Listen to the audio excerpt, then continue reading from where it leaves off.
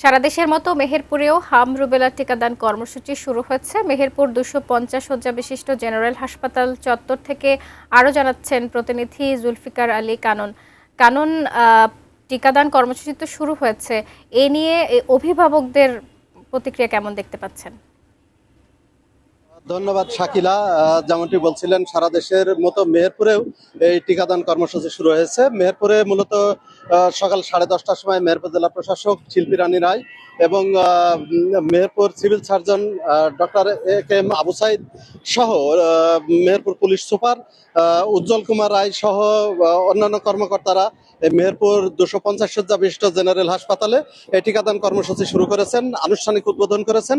তবে উদ্বোধন করার পর থেকে মেহেরপুরে যে শিশুদেরকে যে টিকা দিচ্ছে, অভিভাবকরা অত্যন্ত খুশি, কারণ তারা এতদিনে আতঙ্কের মধ্যে ছিল। কারণ মেহেরপুরে এখন পর্যন্ত প্রায় 150 জন মতো শিশু হামে আক্রান্ত সন্দেহে ভর্তি হয়েছে। তবে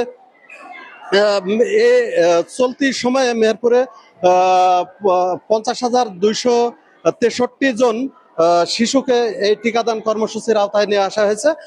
তবে এখন পর্যন্ত যে বিশেষ করে অনেক মেয়েরা তাদের সন্তানদেরকে এই টিকাদান কর্মসূচিতে নিয়ে এসছে এবং তারা অত্যন্ত খুশি, কারণ তারা আতঙ্কের মধ্যে ছিল। মেহেরপুর যে টিকার কারণে যে হামে আক্রান্ত হচ্ছে এবং সারা বাংলাদেশে যারা মারা যাচ্ছে, এই ধরনের খবরে তারা বেশ আতঙ্কিত ছিল। তবে এখন মেহেরপুরে এই টিকাদান কর্মসূচি শুরু হওয়ার পর থেকে যারা অভিভাবক আছেন তারা অত্যন্ত খুশি এবং মেহেরপুরে মোট জেলায় 3টা উপজেলা এবং একটি পৌরসভায় মোট 639টি কেন্দ্র টিকাদান কর্মসূচি শুরু হয়েছে।